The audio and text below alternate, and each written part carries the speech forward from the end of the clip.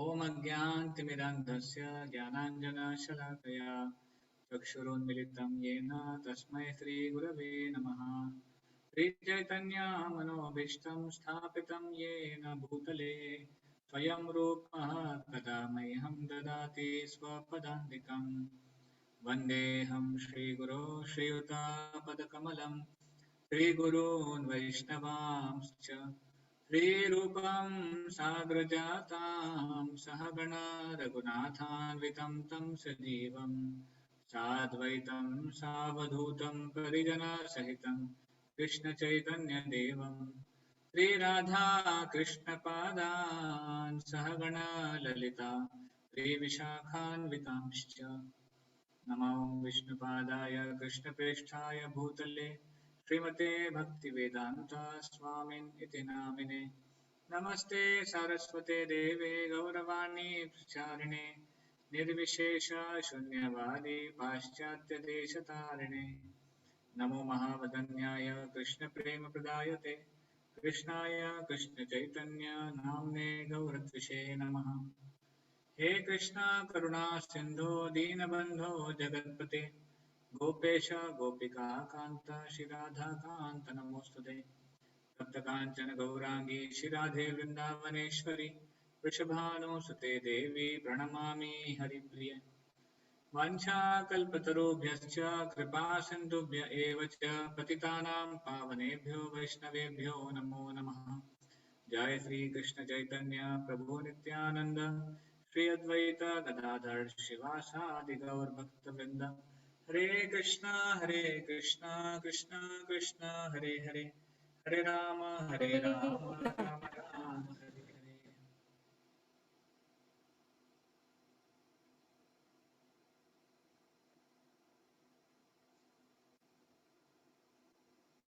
हरे कृष्ण।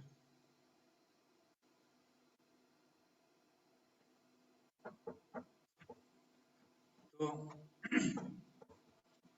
भगवान भगवद गीता में 10वें अध्याय में अलग अलग श्रेणियों में भगवान कैसे सबसे महानतम हैं उसका डेफिनेशन देते हैं। If you read 10th chapter of Bhagavad Gita, Krishna speaks about it that amongst a special category I am this। जैसे मैं पेड़ों में ये हूँ, मैं सारे प्राणियों में पशुओं में ये हूँ, मैं सारे पक्षियों में ये हूँ। तो हर कैटेगरी के बेस्ट में भगवान देते हैं। इंद्रियों में मन हूँ, तो उसी तरह भगवान कहते हैं 10th चैप्टर में सारे महीनों में, सारे मासों में, amongst all the months I am Margashirsha, मासानाम मार्गशीर्षोहम, Krishna says. Krishna represent the Margashirsha month. Actually अगर देखेंगे भगवान जो महीने में 12 महीने होते हैं, सॉरी साल भर में, तो सारे महीना के नाम जो है भगवान के अलग अलग नाम के अनुसार आते हैं। तो मार्गशीर्ष भगवान को रिप्रेजेंटेटिव करते हैं। तो ये मार्गशीर्ष जो मंथ है it comes in October November, but specially this month of Kartik जो आता है मार्गशीर्ष के 1 महीने पहले, that is the month where the presiding deity Shrimati Radha Rani. Kartik महीना जो है उसकी जो अधिष्ठाता देवी है वो श्रीमती राधा रानी है। और इसीलिए कार्तिक मंथ ये भगवान को बहुत प्रिय है क्योंकि राधा रानी का एक पर्सोनिफिकेशन मंथ है, इसलिए। तो ऑल्सो जैसे होता है ना, energy always come before the energetic. Radha Rani wants to serve Krishna, Radha Rani month also come before Krishna month, like that. और हम देखते हैं एक्चुअली स्क्रिप्चर्स में और हमारे आचार्यों ने कार्तिक मंथ स्पेशली जो ये अक्टूबर नवंबर ये जो महीना आता है कार्तिक का, इसके बारे में इतना गुणगान किया है शास्त्रों में कि सारे महीनों में बेस्ट महीना अगर है डिवोशनल सर्विस के लिए वो कार्तिक महीना है। ऑफ कोर्स सारे महीनों में डिवोशनल सर्विस करना बहुत बेनिफिशियल होता है, बट कार्तिक के मंथ में डिवोशनल सर्विस और भी ज्यादा बेनिफिशियल हो जाता है, और भी ज्यादा वी कैन से आपको एडवांसमेंट जो है प्रगति आध्यात्मिक जीवन में सबसे क्विकली मिल सकती है कार्तिक मंथ में। इसलिए कार्तिक मंथ आप देखेंगे जहाँ पे भी वैष्णव सर्कल्स हैं, जहाँ पे भी वैष्णव हैं, उस सर्कल में कार्तिक महीने का बहुत गुणगान किया जाता है और वहाँ पे कार्तिक का पालन बहुत अच्छे से करने का प्रयास किया जाता है। They try to do it. Now, as I said, Kartik month, the presiding deity is Srimati Radharani. and because Radharani is very dear to Krishna, Krishna is also, this month is very dear to Krishna also. तो इस महीने में अनेक अनेक पास times हुए हैं, भगवान की बहुत ही इंटीमेट लीलाएं, बहुत ही निकटतम लीलाएं अपने भक्तों के साथ इस महीने में हुई है। और ये महीना पूरा फेस्टिवल से भरा हुआ है, और इस महीने में बहुत सारे, इस महीने को ऑब्जर्व करने के लिए बहुत सारे रेगुलेशन भी हैं। तो basically in our today's discussion, in our today's session, we will try to see what is Kartik month, and Kartik month में भक्ति कैसे करनी चाहिए, कार्तिक मंथ में जो फेस्टिवल आते हैं उनकी स्पेशलिटीज क्या है, उनसे क्या क्या लेसन सीख सकते हैं, और कार्तिक मंथ का जो वाउज हैं या फिर उसको जो ऑब्जर्व किया जाता है उसमें हमें क्या करना चाहिए। बिकॉज अनेक जगहों पर अनेक उसके डिस्क्रिप्शन आते हैं, कई जगह पे थोड़े स्ट्रिक्टली ऐसे लगता है कि बहुत स्ट्रिक्ट है या फिर बहुत बहुत कड़क है, फिर हमें उसको कैसे अप्लाई करना चाहिए वो हम आज देखने का प्रयास करेंगे। And last we'll try to also sing a very very famous Vaishnav song, or you can say a bhajan, उसको बोलते हैं Damodar Ashtakam, because Kartik month is known by another name, that is Damodar month। Kartik महीने का एक और नाम है दामोदर। दामोदर month मतलब वो महीना जिसमें दामोदर लीला हुई थी। तो दामोदर लीला क्या है वो हम आगे जाके देखेंगे। तो इसलिए ये कार्तिक मंथ बहुत ही स्पेशल है, इसमें बहुत सारी चीजें होती है। तो एक बार श्री प्रभुपाद जी से एक सीनियर सन्यासी है इस्कॉन में, उनका नाम है श्री जयपताका स्वामी महाराज, आज भी हैं, और वो इस्कॉन के वरिष्ठ भक्तों में से एक है, सबसे सीनियर में से एक है। तो जयपताका महाराज ने 1972 में श्री प्रभुपाद जी से पूछा था लेटर से कि what is the significance of Kartik month. तो प्रभुपाद जी ने रिप्लाई किया था उस लेटर में, Prabhupada wrote that as far as Kartik is concerned, it is like an inducement for those who are not so serious about devotional service. It's like an inducement for them to advance in devotional service. जो लोग इतने serious नहीं है भक्ति में, या फिर जो भक्ति करने के प्रति इतने इंक्लाइंड नहीं है, उनको कार्तिक मंथ एक इंड्यूसमेंट की तरह है कि वो उनको प्रेरित करता है भक्ति को और तेजी से करने के लिए। ऑफ कोर्स जो रेगुलर डिवोटीज हैं, जो ऑलरेडी सीरियस है भक्ति के लिए, उनके लिए तो हर दिन बराबर है, उनको हर दिन भक्ति करनी है, no doubt about this. But yes, at the same time, it is like a special offer. Prabhupada ने लेटर में लिखा था, it's like sometimes in a mall you go and you find some special offer कि इस चीज के ऊपर इतने घंटों के लिए या फिर इतने दिनों के लिए स्पेशल ऑफर चल रही है, 25% डिस्काउंट है या फिर 60% डिस्काउंट है, whatever, एक के साथ एक फ्री है।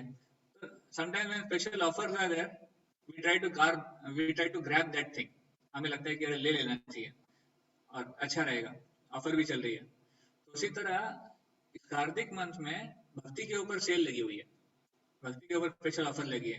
वो क्या है, आप भक्ति की कोई भी विधि करेंगे, any activity you do in devotional service, you will get thousand of times of benefit, उसको 1000 गुना आपको फल मिलेगा कार्तिक के महीने में अगर करेंगे तो इसलिए अगर कोई कार्तिक के महीने में एक माला भी जप करते हैं तो उनको कितना टाइम फल मिलेगा, 1000 गुना, तो उनको 1000 माला करने का फल मिलता है। देखिए कार्तिक, व्हाट टू से ऑफ ऑब्जर्विंग कार्तिक इन धाम, अगर कार्तिक के महीने में कोई धाम जाते हैं, धाम में वास करते हैं, या फिर एकादशी के दिन है, ऐसे दिन तो मल्टीप्लाइड हो जाता है, millions of times more benefit like that. तो इसलिए ऐसे स्पेशल ऑफर चल रही है। तो कभी कभी हम देखते हैं ना कि जब हम ऐसी स्पेशल ऑफर देखते हैं तो कभी हमारी वो चीज खरीदने की इच्छा नहीं होती है, हमारा प्लान नहीं होता है कि वो चीज हमें लेनी चाहिए, पर क्योंकि ऑफर है इसलिए हम लोग ले लेते हैं, ऑफर चल रहा है, सेल चल रही है। सिमिलरली जो लोग भक्ति के लिए सीरियस नहीं है या फिर जो एडवांसमेंट के लिए कतराते हैं, कभी कभी होता है कि हम लोग माला बढ़ाने के लिए कतराते हैं, हम लोग कमिट होने के लिए पीछे हटते हैं, हम लोग कमिटमेंट नहीं ले पाते हैं, हमें डर लगता है कि कहीं हम ज्यादा भक्ति कर लेंगे तो हमारी दूसरी चीजें न छूट जाए, या फिर कहीं हम इसमें ज्यादा सीरियस हो जाएंगे तो बाकी मटेरियल लाइफ में इफेक्ट हो जाएगा। तो जिन्हें ये डर होता है उनके लिए फिर कार्तिक महीना एक ऑफर की तरह है। तो लोगों को लगता है चलो थोड़ा सा कर लेते हैं, थोड़ा सा और करके देखते हैं क्या प्रॉब्लम है, ऑफर चल रहे हैं। और जब लोग करते हैं तो उनको उसको फिर नियमित रूप से रखने की एक प्रेरणा मिलती है। Krishna inspire them from within, from inside, and then they are able to stably maintain that vow also. That's why it is recommended that devotees or new, any people are there, they should observe Kartik month with full attention. तो जिसको भी भगवान की भक्ति में आगे अग्रसर होना है, या फिर जिसको भी अपने आप को भक्ति में और एब्जॉर्ब करना है ना, हमारी जो सेवा भावना है उसको बढ़ाना है, उनको इस मंथ का फायदा उठाना चाहिए। उनको प्रयास करना चाहिए कि इस मंथ में जितना ज्यादा से ज्यादा डिवोशनल सर्विस हो सके वो करने का प्रयास करें। So coming to the special occasions in Kartik month, as I said, it is full of festivals. The first festival in Kartik month is the beginning day, that is इस साल जो पड़ा था 20th of October, 20 अक्टूबर को शरद पूर्णिमा। शरद पूर्णिमा या फिर कुछ लोग उसको बोलते हैं, महाराष्ट्र में उसको कोजागिरी पूर्णिमा बोलते हैं। तो शरद का जो चांद होता है, फुल मून डे, तो उस दिन शरद पूर्णिमा के दिन भगवान ने जो सबसे सेलिब्रेटेड लीला है, भगवान की जो रास लीला है, जो भगवान की टॉप मोस्ट लीला है भक्तों के साथ आदान प्रदान करने की, सबसे ऊंची लीला है, उसका प्रकटीकरण भगवान ने किया था शरद पूर्णिमा के दिन, लाइक दैट। शरद पूर्णिमा ये लीला भगवान के जो सबसे इंटीमेट डिवोटीज हैं, जो गोपियां हैं जिनके साथ भगवान ने रास लीला की थी, उसको सिग्निफाई करता है। गोपियों का जो सरेंडर है, उनकी भगवान के प्रति जो शरणागति है, वो उसमें दर्शाते हैं। एक्चुअली अगर हम शॉर्ट में देखें रासलीला, हालांकि हमारा कोई क्वालिफिकेशन नहीं है उसके बारे में बात करने का या फिर उसके बारे में डिस्कस करने का, because it is the top most of the pass times of Krishna, and unfortunately material world का नेचर ये है, जो भगवान की सबसे उच्च लीलाएं हैं वो मटेरियल वर्ल्ड में लोग उसको सबसे निचला परसीव करते हैं। जो सबसे ऊपर होता है स्पिरिचुअल लाइफ में, वो मटेरियल वर्ल्ड में सबसे नीचे हो जाता है। तो यहाँ पे लोग उसको as a affair between a boy and a girl ऐसे देखते हैं, पर नहीं, हमारे स्क्रिप्चर्स और हमारे आचार्य इस लीला का बहुत गुणगान करते हैं। और इस लीला को सबसे टॉप मोस्ट क्यों बताया गया है, क्योंकि ये कंप्लीटली स्पिरिचुअल लेवल पे है। इसमें मटेरियल डिजायर का एक टिंज भी नहीं है, एक 0.001% भी इसमें मटेरियल डिजायर नहीं है। और मटेरियल वर्ल्ड में होता क्या है, जब भी कोई लड़का लड़की साथ में आते हैं तो 100% वो मटेरियल रिलेशनशिप होती है, वो काम वासना से प्रेरित होती है। So that's the difference between lust and love. In spiritual world there is love, in material world there is lust. तो लोग उसको एक कर देते हैं, लोगों को लगता है ये भी लस्ट है। Anyway, तो this pastime of रासलीला और जो शरद पूर्णिमा के दिन हुई थी भगवान का जो रास नृत्य, ये भगवान का एक आदान प्रदान था, जो गोपियों के जो डिवोशन है उसके साथ। और गोपियों का डिवोशन कितना स्ट्रांग है तो उसको दर्शाने के लिए चैतन्य महाप्रभु जो कौन है, जो स्वयं भगवान है। Chaitanya Mahaprabhu is not different than Krishna, and he praise रम्या काचिद उपासना ब्रजवधु वर्गीय नवा कल्पिता। भगवान कहते हैं जो भक्त के रूप में आए हैं कि जो सबसे टॉप मोस्ट मेरी कोई भक्त हैं, डिवोटीज हैं, वो है गोपीज। रम्या काचिद उपासना, मैं उनकी उपासना करना चाहता हूँ। अब देखिए मटेरियल लेवल पे देखा जाए तो गोपीज का क्वालिफिकेशन क्या था, कुछ भी नहीं था। They were not educated, they were not wealthy, they were not sophisticated, and they were not you can say they were not so attractive. Of course they were attractive in their, they were beautiful, no doubt about this, but they were not so attractive in the worldly sense, क्योंकि वो they were cowherd women, ग्वालियां थी, but still because their devotion was so high, Krishna considered them as best of the devotees. And भगवान चैतन्य महाप्रभु ने हमें गोल statement दे दिया है कि हमारा जीवन का उद्देश्य क्या है, गोपियों के पद चिन्हों में चलकर उनका दासानुदास बनना। The goal of our life should be to become the servant of the servant of the servant of the gopis. How? By following that mode. What is the mode of gopis? Surrender. Unconditional surrender. If you see, जब भगवान ने उनको पुकारा रासलीला के लिए शरद पूर्णिमा के दिन, तो गोपियों ने किसी भी चीज की परवाह नहीं की। They did not care for their husbands, they did not care for their children, they did not care for their fathers, they did not care for any punishment. They just went because Krishna was calling. भगवान बुला रहे थे। अभी किसी को लगेगा कि अरे क्या है, सोशल रिस्ट्रिक्शंस कुछ है कि नहीं, सामाजिक बंधन कुछ है कि नहीं, भगवान ने तो ऐसे ही बुला लिया और सब चले गए। नहीं, it's not like that. Srila Prabhupada writes in Krishna book, Prabhupada ji लिखते हैं कृष्णा बुक में, that the material bodies of the gopis were with their husbands lying in the bed. उनके जो भौतिक शरीर हैं वो अपने घरों में थे पति के साथ, पर उनका जो आध्यात्मिक चेतन आत्मा है वो भगवान के साथ था, वो रास नृत्य कर रहे थे। देखिए हम सब बद्ध जीवात्माएं हैं, तो हम अपने आप को शरीर से आइडेंटिफाई करते हैं, बट जो प्रगत भक्त हैं, जो एडवांस डिवोटीज हैं, वो शरीर चेतना से परे होते हैं। They are beyond the bodily qualification and they don't consider themselves as bodies. तो बॉडी को कुछ हो ना हो उन्हें फर्क नहीं पड़ता है, they are always on the soul platform. And Krishna is the master of all the spirit souls. Krishna से ममैवांशो जीव लोके जीव भूत सनातन, all the spirit souls are my part and parcel. हम सब भगवान के अंश हैं, हम सब भगवान की शक्ति हैं और भगवान शक्तिमान है। तो जब शक्तिमान अपनी शक्ति का भोग करने का प्रयास करता है तो उसमें कोई गलत नहीं है या फिर उसमें कोई प्रॉब्लम नहीं है। तो last time also you heard this example, मैंने शेयर किया था आप लोगों से पहले भी, कि अगर कोई शक्तिमान है, for example in this world suppose से सचिन तेंदुलकर एक व्यक्ति है और उनके जो क्रिकेट खेलने की जो शैली है वो उनकी शक्ति है। अभी सचिन तेंदुलकर अगर क्रिकेट खेलने में एंजॉय करते हैं तो उसमें किसी को कोई प्रॉब्लम है? किसी को प्रॉब्लम नहीं है, because that is his shakti. Similarly Krishna enjoying with his part and parcel shakti, there is no problem because it is Krishna's part and parcel. They are not two separate things. They are actually his part and parcel only, like that. That's why Krishna enjoying with the gopis is not at all anything wrong in that on a spiritual level also. तो ये past time में बता रहा था आपको, gopis का surrender इस past time में झलकता है कि किस प्रकार गोपियों ने बिना किसी चीज की परवाह करे भगवान की पुकार को एक्सेप्ट किया। हालांकि उस समय जो सोशल कन्वेंशन था, सोशल रिस्ट्रिक्शंस थे, उसके हिसाब से अगर एक महिला रात में अगर अकेले रहती है बाहर, घर के बाहर, तो उसे कोई एक्सेप्ट नहीं करेंगे, ना अपने पति, ना उनके पति उन्हें एक्सेप्ट करेंगे, ना पिता, कोई उसको एक्सेप्ट नहीं करेगा, ना उनसे कोई विवाह करेगा। तो ये सब जानते हुए भी गोपियों ने किसी चीज की परवाह नहीं की। Because they could surrender to this level, Krishna considers them at the top most of the devotees. Just a minute, I'm getting a call. Emergency. I'm in a session. I will.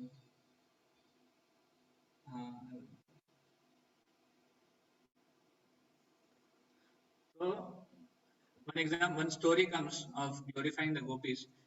ये मैं इसलिए बता रहा हूँ कि उनका पोजीशन बताने के लिए। तो एक बार भगवान गोपियों की जो पोजीशन है उसको ग्लोरीफाई करना चाहते थे, तो भगवान ने एक लीला रची। भगवान को बुखार हो गया और भगवान ने नारद मुनि को बुलाया। तो नारद मुनि ने आके देखा, अरे भगवान आपको तो बहुत तेज बुखार है, अभी क्या करें, इसकी दवा क्या है? भगवान ने बोला, देखो नारद मुनि, ये बुखार बहुत तेज है और इसकी कोई दवा नहीं है, इसकी एक ही दवा है, अगर तुम मेरे भक्तों के चरणों की धूल अगर मुझे लाके दो, वो मेरे अगर सर पे लगाओगे तो मेरा बुखार थोड़ा शांत हो जाएगा। भगवान क्या चाहते थे? भक्तों के चरणों की धूल। तो नारद मुनि ने सोचा ठीक है, मैं जाता हूँ, लेके आता हूँ। तो नारद मुनि गए बड़े बड़े डिवोटीज के पास, बड़े बड़े योगीज थे, सन्यासीज थे, उनके पास नारद मुनि गए, उनको जाके बताया कि भगवान को बुखार है। उन्होंने बोला, अच्छा भगवान को बुखार है, हम जड़ी बूटी देते हैं, हम आपको दवा देते हैं। तो नारद मुनि ने बोला, ये सब काम नहीं करेगा, भगवान ने कहा है आपके चरणों की धूल चाहिए भगवान को अपने सर पे लगाने के लिए, तब जाके उनका बुखार ठीक होगा। तो सब योगियों ने, सन्यासियों ने कहा, अरे नारद मुनि क्या पागल हो गया? आपको पता है भगवान के सर पे चरण की धूल देना मतलब नरक का रास्ता देखना, हम नहीं देंगे आपको। नारद मुनि चले गए, जिनके भी पास गए सबने यही जवाब दिया, हम नहीं देंगे चरणों की धूल, भगवान के सर पे हमारे चरणों की धूल लगेगी, पॉसिबल नहीं है। फाइनली नारद मुनि गोपियों के पास गए और गोपियों को जैसे उन्होंने बताया भगवान को बुखार है, गोपियों का दिल already meditating on the Lord, तो बहुत भावुक हो गई और नारद मुनि से पूछने लगी क्या करना चाहिए। नारद मुनि ने कहा कि भगवान कह रहे हैं कि अगर आपके चरणों की धूल उनको मिल जाएगी और उनके सर पे लगेगी तो उनका बुखार शांत हो जाएगा थोड़ी देर के लिए। तो गोपियों ने तुरंत सब लोग आए साथ में, अपने पैर झटके और कीचड़ में जाके पैर रखा और वापस आके पैर झटके और बड़ा एक पोटरी में सारी धूल बांध ली। नारद मुनि ये सीन देख रहे थे। नारद मुनि ने सोचा ये लोग क्या पागल हुए हैं क्या? नारद मुनि उनको कहते हैं कि आप जानते हो इसका इसका मतलब क्या है? चरणों की धूल, अपने पैर की धूल भगवान को देना मतलब क्या है? आपको नरक जाना पड़ेगा। तो गोपियों ने कहा कि नारद मुनि, अगर भगवान को एक सेकंड के लिए अगर हमारी भूल से आराम मिलता है, उसके लिए हमें लाइफ टाइम या फिर अनलिमिटेड टाइम के लिए भी अगर नरक जाना पड़े तो हमें मंजूर है। If little bit of our act can give pleasure to Krishna, we are ready to go to hell for unlimited time. So when gopis said this and seeing their devotion, Narad Muni understood that yes, gopis are the topmost devotees. ये भाव किसका और हो सकता है? कौन और ऐसे भाव प्रकट कर सकता है कि भगवान को प्रसन्नता देने के लिए, एक सेकंड की प्रसन्नता देने के लिए वो हमेशा के लिए नरक जाने के लिए तैयार है? Like that. So these gopis, Krishna reciprocated with them during Ras Leela, and this pastime happened in the beginning of Kartik month, that is Sharad Purnima day. Like that. So this Sharad Purnima, this Kartik month starts with this. Of course, उसमें भगवान ने रास लीला के समय भी बहुत सारी सुंदर लीलाएं हुई थी कि कैसे भगवान सबके साथ नृत्य कर रहे थे। भगवान प्रत्येक गोपी के साथ हैं। ऐसे बताते हैं कि वहां पर हजारों हजारों लाखों गोपियां थी और भगवान प्रत्येक गोपी के साथ नृत्य कर रहे थे। भगवान ने एक्सपैंड कर लिया था अपने आप को हर एक गोपी के लिए, और गोपियों का सरेंडर देखते हुए भगवान ने उस एक रात को ब्रह्मा जी की एक रात में बदल दिया। That one night became Brahma's one night because Krishna wanted to reciprocate with them. He wanted to expand that time. So Krishna can do that. Krishna can do anything. हमने देखा है हमारे पिछले सेक्शन में कि ब्रह्मा जी का एक दिन कितना बड़ा होता है। 1000 cycles of चतुर्युगा, है ना? सतयुग, द्वापर युग, त्रेता युग, कलयुग, इसके जो 1000 cycles हम करेंगे तो एक दिव्य युग होता है। ऐसे 1000 एक साइकिल, ऐसे 1000 साइकिल अगर करेंगे तो ब्रह्मा जी का एक दिन होता है। So that much is also equivalent to Brahma ji's night, और उतनी बड़ी भगवान ने एक रात कर दी थी, like that. And then during that time also, when Krishna was dancing with everyone, थोड़ा सा उनमें गर्व हो गया, गोपियों को लगने लगा कि कृष्ण केवल मेरे साथ हैं, दूसरों के साथ नहीं है, तो मैं सबसे ज्यादा प्रिय हूँ। तो भगवान सबको छोड़ के चले गए। रासलीला में भगवान सबको छोड़ के चले गए, इवन यहाँ तक कि राधा रानी को भी छोड़ के चले गए। और फाइनली सब गोपियां साथ में मिलकर फिर वहां पर गोपी गीत प्रकट होता है। जो आज बाहर की दुनिया में गोपी गीत बहुत फेमस है, गोपी गीत गाया जाता है। ये गोपी गीत क्या है? ये गोपी गीत भगवान की ग्लोरीज का डिस्क्रिप्शन है गोपियों के मुख से। Gopis are describing the beauty and the glory of Krishna and his devotional service. तो भगवान चाहते थे कि सारी गोपियां साथ में आए और उनका गुणगान करें, इसलिए भगवान सबको छोड़ के चले गए थे। And finally Krishna again came back when he saw that all the gopis are together. Krishna again came back and again continued the dance. So this Ras Leela pastime, very very auspicious, very very special pastime, happened in Kartik month, the first day of Kartik month. After that, there are many many nice festivals again in Kartik. One of the very important festivals in Kartik is this Gopashtami, or not Gopashtami, I'm sorry, Go Puja or Govardhan Puja. Govardhan Puja का ये पास time आता है, ये कार्तिक के महीने में आता है। ये कब हुआ था? दीपावली के अगले दिन। तो आपको सबने सुना है कि गोवर्धन पूजा में कैसे हुआ था, भगवान ने गोवर्धन धारण किया था। पर ये गोवर्धन पूजा, गोवर्धन लीला करने के पीछे भगवान का उद्देश्य क्या था? भगवान जो इंद्र है, डेमिगॉड इंद्र, उनको गर्व हो गया था उनकी पोजीशन का। उस गर्व का हरण करने के लिए भगवान ने पास टाइम किया था। तो in short, all of us know this past time कि कैसे नंद महाराज ये इंद्र पूजा करने की तैयारी कर रहे थे। तो वहां पे इंद्र पूजा होने जा रही थी और बड़ा फेस्टिवल मनाने की तैयारी हो रही थी। सब जगह भोग बन रहा था, बड़ी तैयारी हो रही थी पूजा की। तो वहां पर एक 7 साल के छोटे से बच्चे आते हैं, कृष्ण, कान्हा, और ये नंद महाराज से पूछते हैं कि आप क्या कर रहे हैं? तो नंद महाराज कहते हैं कि हम इंद्र पूजा की तैयारी कर रहे हैं। तो कृष्ण कहते हैं क्यों? तो नंद महाराज कहते हैं कि देखो, हम सब ग्वाले हैं और हम सब वैश्य हैं, तो हमारा जो उदर निर्वाह है, our subsistence, that happens by rain, हम बारिश के माध्यम से ही हम जी पाते हैं, क्योंकि बारिश होती है तो अनाज होता है और गाय को चारा मिलता है और उसके हिसाब से उसके बाद हमें दूध मिलता है और हम उसको बेचकर अपना जीवनी चलाते हैं। तो बारिश का बहुत बड़ा रोल है हमारे जीवन में, है ना। नेचुरली किसानों के जीवन में बारिश का बहुत बड़ा रोल होता है। तो बारिश के जो डेमिगॉड है वो कौन है? इंद्र। तो इसलिए हम लोग इंद्र की पूजा कर रहे हैं। Indra is the chief of the demigod also. तो भगवान ने यहाँ पर एक ट्रिक की। भगवान चाहते थे इंद्र के गर्व को हरण करना। हालांकि नंद महाराज एक प्रकार से एक सही चीज कर रहे थे, पर भगवान ने कहा नंद महाराज को कि देखिए, ये इंद्र वगैरह कुछ नहीं कर रहे हैं। आपको जो मिल रहा है ना, वो आपके कर्मों के हिसाब से मिल रहा है।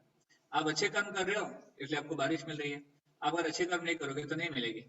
अदरवाइज देखिए, बारिश तो एनीवे होती है। अब वहां पर समुद्र में बारिश होती है, समुद्र है उसमें तो पानी की जरूरत है नहीं, फिर वहां बारिश क्यों होती है? तो इसलिए इस प्रकार कृष्ण ने लॉजिक दिया। एक प्रकार से ये नास्तिकतावाद है, it is called as atheism, but Krishna purposely did this because he wanted to teach a lesson to Indra. तो जब कृष्ण ने कहा कि इंद्र पूजा की जरूरत नहीं है, उल्टा कृष्ण कहते हैं कि आपको गोवर्धन की पूजा करनी चाहिए। गोवर्धन की पूजा क्यों करनी चाहिए? गोवर्धन से आपको सब कुछ मिल रहा है। गोवर्धन ने आपको आपकी गायों के लिए हरी घास दी है।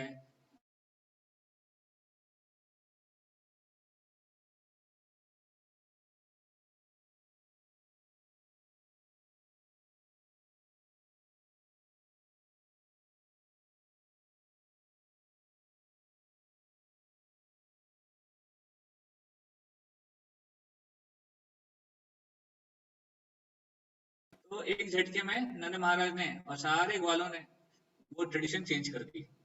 इंद्र की पूजा न करते हुए वो गोवर्धन की पूजा करने के लिए तैयार हो गए। और फिर बाद में श्रीमद् भागवत में डिस्क्रिप्शन आता है कि इलैबोरेटली गोवर्धन की पूजा हुई थी और गोवर्धन को भोग लगाया गया। इतना भोग बना था कि गांव भर गए थे भोग से। मतलब जगह रखने के लिए नहीं थी, इतने बड़े बड़े भोग, इतने बड़े बड़े हांडे थे। ऐसे बताते हैं there were lakes of dal and lakes and ponds of sabji, so much of rice and pakodas and so many items were there।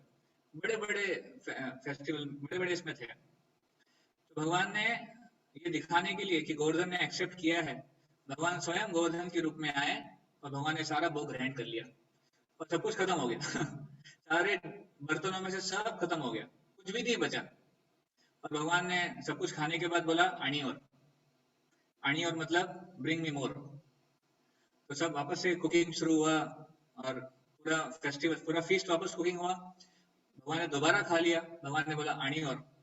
तीसरी बार वापस पूरा कुकिंग हुआ, भगवान ने पूरा वापस खा लिया। तो इसके बाद इन ग्वाल वालों के पास कुछ नहीं बचा, गोपों के पास कुछ भी नहीं बचा बनाने के लिए।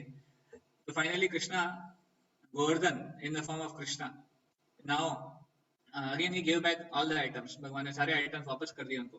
तो ये दिखाया भगवान ने उन व्रजवासियों को कि मैंने भोग ग्रहण किया है और अभी आपको महाप्रसाद के रूप में सब कुछ वापस दे दिया। तो इसलिए गोवर्धन पूजा के दिन हम लोग अन्नकूट फेस्टिवल मनाते हैं। आपने देखा होगा, आप जहाँ कहीं भी रहते हैं तो हम लोग बड़े बड़े क्वांटिटी में राइस, दाल, सब्जी, हलवा, पूरी, अलग अलग आइटम्स बनाते हैं, भगवान को गोवर्धन को भोग लगाते हैं और फिर जो महाप्रसाद है वो सब डिस्ट्रीब्यूट करते हैं। Annakut festival like that. So then this when this festival happened, उसके बाद इंद्र को बहुत गुस्सा आ गया था। इंद्र को समझ में आ गया कि अरे मेरी पूजा ना करके इन्होंने गोवर्धन पूजा करी है, तो अभी मैं इनको मजा चखाऊंगा। तो इंद्र ने वहां पे बारिश करना शुरू कर दिया और इंद्र ने डिसाइड किया कि इस पूरे वृंदावन को, इस पूरे व्रज को तबाह कर दूंगा मैं, क्योंकि इन लोगों ने मेरी पूजा नहीं करी। देखिए, ये होता है गर्व का नतीजा। गर्व अगर जिसको हो जाता है, अगर उसे उसकी जो पूजा लाभ प्रतिष्ठा है उसको अगर नहीं मिलती है तो उसको बहुत ठेस पहुंचती है, उसके ईगो को, उसके अहंकार को बहुत ठेस पहुंचती है। अरे मेरा सम्मान नहीं हुआ, मुझे आपने, कभी कभी होता है डिवोटीज में भी होता है, आपने मुझे हरे कृष्णा नहीं बोला, या फिर आपने मुझे ऐसे कैसे बोल दिया, आपने मुझे गलत शब्द बोल दिया, आपने मुझे करेक्शन दे दिया, या फिर an number of thing happen. तो हमारे ईगो को, हमारे अहंकार को ठेस पहुंच जाती है और उसके कारण फिर हम दूसरों के प्रति बहुत डिस्ट्रक्टिव भावनाएं रखते हैं। तो इंद्र ने भी वही किया, इंद्र के ईगो को ठेस पहुंच गई। तो इंद्र ने डिसाइड किया कि हम व्रज को खत्म कर देंगे, कोई नहीं जिंदा बचेगा यहाँ पर। एक 7 साल के बच्चे के कहने पे इन्होंने मेरे साथ ऐसा किया। तो इंद्र को सबसे ज्यादा ठीक इस बात की लगी कि 7 साल के बच्चे ने पूरा ट्रेडिशन चेंज कर दिया। अब इंद्र भूल गए थे कि 7 साल का बच्चा और कोई नहीं है, पर वो मेरा मास्टर है, वो इंद्र के स्वामी है। इंद्र को जो शक्ति मिलती है वो कहाँ से मिलती है? कृष्ण से मिलती है। तो इंद्र भूल गए। अहंकार में आकर हम अपने आप को कर्ता मानने बैठते हैं और फिर भूल जाते हैं कि हम जो कर रहे हैं वो शक्ति हमें भगवान से मिलती है। इसलिए भगवान भगवद गीता में कहते हैं, अहंकार विमूढ़ात्मा कर्ता हम इति मन्यते। जो माया का प्रभाव है, जब माया हमारे चित्त को प्रभावित कर देती है तो अहंकार में आ जाते हैं हम लोग, ईगो में, और उसके कारण कर्ता हम इति मन्यते, we start thinking that I am the doer. हम सोचने लगते हैं कि हम कर रहे हैं। किसने किया? मैंने किया। ये प्रॉफिट कैसे हुआ? मेरी वजह से हुआ। ये काम कैसे हो गया? मेरी वजह से हुआ। घर में जो कुछ सब कुछ ठीक ठाक चल रहा है, मेरी वजह से चल रहा है। बच्चे पढ़ लिख कर बड़े बन रहे हैं, मेरी वजह से बढ़ रहे हैं। व्यक्ति हर चीज को अपना मानता है कि मैं कर रहा हूँ।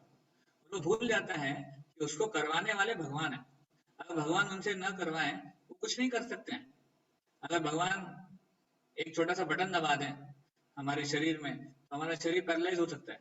एक छोटा सा नर्व दबा दें, कुछ भी हो सकता है। तो Krishna wants he can do anything, but we forget it and we think that we are the doers. इसलिए भगवद गीता में कृष्णा उसको एक्सप्लेन करते हैं, कर्मण्यवाधिकारस्ते मा फलेषु कदाचन मा कर्म फल हेतुर्भुर माते संगो स्वकर्मणि। हमें कर्म करने का अधिकार तो है, पर फल की अपेक्षा नहीं करनी चाहिए। फल देने वाले वो हैं। जो रिजल्ट जो भी मिलता है हमारे जीवन में, we are not the doers, we don't have any control on the result. अच्छा मिलेगा, बुरा मिलेगा, जो भी मिलेगा वो देने वाले। And at the same time माँ कर्म फल हेतुर्भुर, वी कैन नॉट बिकम निष्क्रिय। हम निष्क्रिय भी नहीं बन सकते। हमें हमें कर्म तो करना ही है, तो कर्म फल की इच्छा नहीं करनी है। तो इंद्र उस चीज को भूल गए और इंद्र ने बारिश करना शुरू कर दिया। And at the past time all of you know कि भगवान ने गोवर्धन धारण कर लिया। यहाँ पर एक बहुत सुंदर चीज आती है, जब ब्रजवासियों ने देखा कि इंद्र वर्षा कर रहे हैं और पूरा व्रज संकट में है, पूरा गांव संकट में है, हमारे बच्चे, हमारी गायें सब संकट में हैं, तो सब लोग कृष्ण के पास गए और कृष्ण को कहा कि अभी आप हमें बचाइए, आप हमें रक्षा दीजिए। तो देखिए यहाँ पर एक एक सिचुएशन ऐसे भी हो सकती थी कि लोग जाएं कृष्ण के पास और उनको गाली देना शुरू कर दे, अरे तेरी वजह से हमने ये गोवर्धन पूजा की थी, तूने कहा था कि इंद्र की पूजा मत करो और गोवर्धन की पूजा करो, अभी देख इंद्र कितना गुस्सा हो गया है, तेरे वजह से हम सब मरने वाले हैं। तो लोग जाकर बोल सकते थे कृष्ण को, पर नहीं, उनका कृष्ण के प्रति भाव इतना साहजिक था, इतना नेचुरल था कि कभी वो भगवान को, भगवान के प्रति जो उनकी भक्ति है उसको कभी कम नहीं होने दिया। तो भगवान के ऊपर हमेशा डिपेंडेंट थे, भगवान के ऊपर हमेशा आश्रित थे। तो प्रॉब्लम भी आई जीवन में, हालांकि कृष्ण ने कहा था गोवर्धन पूजा करने का, और प्रॉब्लम आई जीवन में, पर वो भगवान के ही शेल्टर में गए और फाइनली भगवान ने देखा उनका समर्पण, उनका dependence, and then Krishna lifted Govardhan. हम जानते हैं किस प्रकार भगवान ने अपने सबसे कमजोर हाथ के, सबसे कमजोर उंगली के ऊपर, एकदम टिप के ऊपर, सबसे जो विशाल पर्वत था वहां का, उस समय गोवर्धन, आज जो है गोवर्धन 21 किलोमीटर उसकी परिक्रमा है, हम लोग करते हैं। अभी हम 3-4 दिन पहले गोवर्धन परिक्रमा करके आए, तो 21 किलोमीटर की परिक्रमा है।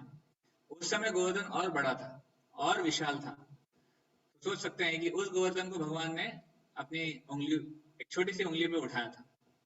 और जब इंद्र बारिश कर रहे थे तो गोवर्धन के ऊपर पूरी वर्षा हो रही थी, पर स्क्रिप्चर में ऐसा डिस्क्रिप्शन है, ऐसा वर्णन आता है कि एक पत्ता भी नहीं हिला गोवर्धन के ऊपर के, ना एक पत्ते को चोट पहुंची, ना किसी पशु को, पक्षी को। गोवर्धन पर्वत के ऊपर बहुत सारे पशु पक्षी थे, गुफाओं में बहुत लोग रहते थे, किसी को कुछ भी नहीं हुआ। तो ये देखिए इंद्र का गुस्सा तो और ज्यादा बढ़ गया, इंद्र का ईगो और हर्ट हो गया कि अरे मैं इतना कुछ कर रहा हूँ और किसको कुछ नहीं हो रहा है। होता है ना, when you try to hurt someone, if he is not getting hurted, you feel more bad कि अरे मैं इनको हर्ट करने का प्रयास कर रहा हूँ पर ये हर्ट नहीं हो रहा है। So that's why the key is when someone is egoistic, अगर सामने वाला को egoistic है तो हमने क्या करना चाहिए, हमने उससे अफेक्ट नहीं होना चाहिए। अगर हम अफेक्ट नहीं हो जाएंगे, उसका ईगो उसी को हर्ट करता है, हमें हर्ट नहीं करेगा। We should never take it for ourselves. Otherwise, if we get hurted, then both the egos get clash. Ego का क्लैशिंग हो जाता है और फिर दोनों को तकलीफ होती है, लाइक दैट। सो इंद्र बहुत परेशान हो गए। इंद्र ने संवर्तक बादल को बुला लिया। समर्थक बादल ये कौन है? जो डिस्ट्रक्शन के समय जो बादल बुलाए जाते हैं, जब पूरी सृष्टि का नाश करना होता है, तब उन बादलों को इंद्र ने बुला लिया वृक्ष को खत्म करने के लिए।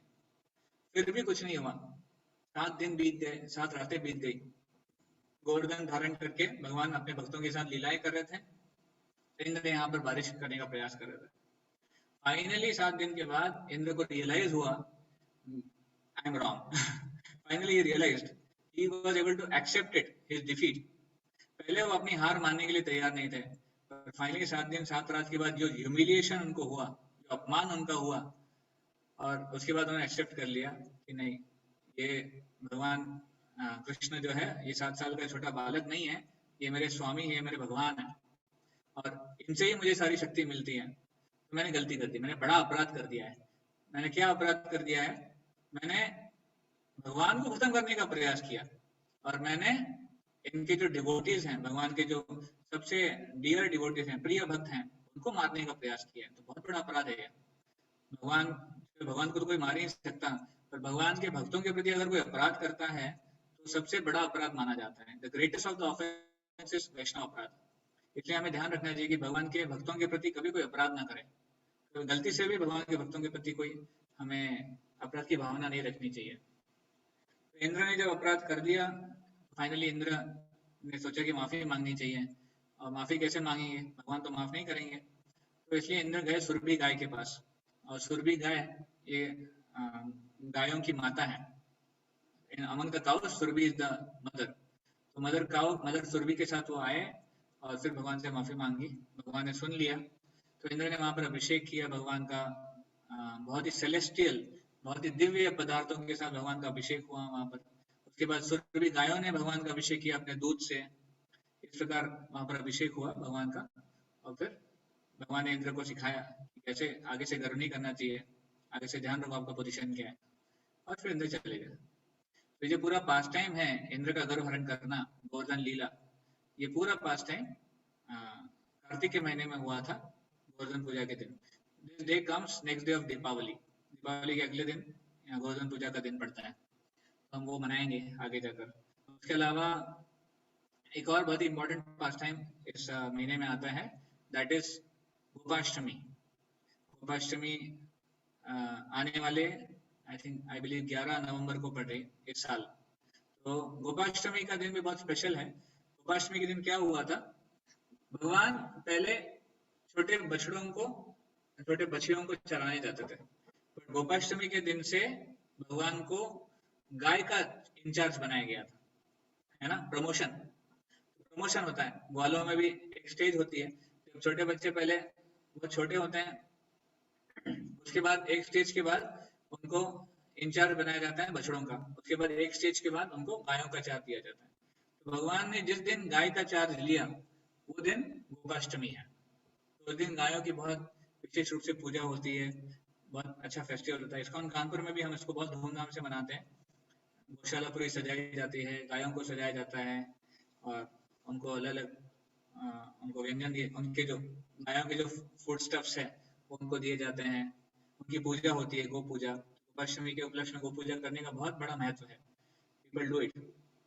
तो why cows are so dear to Krishna, इसके पीछे भी बहुत सारे पास टाइम्स हैं, but specially one pastime comes in Bhagavat में लीला आती है कि जब भगवान को गाय का इंचार्ज बनाया जा रहा था, तो यशोदा मैया बहुत दुखी, बहुत परेशान थी कि अरे कान्हा तो बहुत छोटे से हैं, अब ये गाय बहुत बड़ी बड़ी है और गायों को चराने जाएगा तो पता नहीं क्या हो जाएगा, इसको गाय के नीचे आ जाएगा, गाय उसके ऊपर पैर रख देगी, या फिर ये दूर जाएगा, उसके पैर में कंकड़ लगेंगे, कांटे लगेंगे।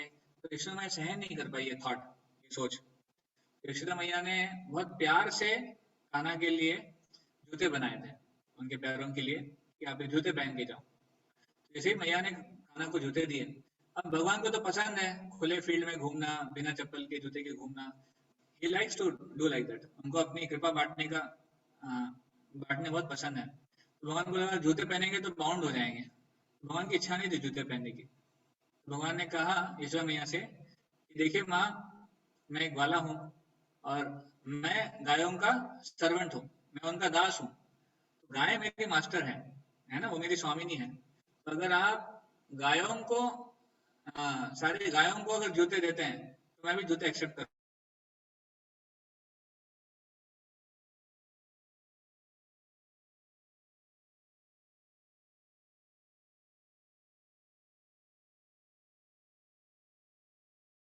करना चाहिए।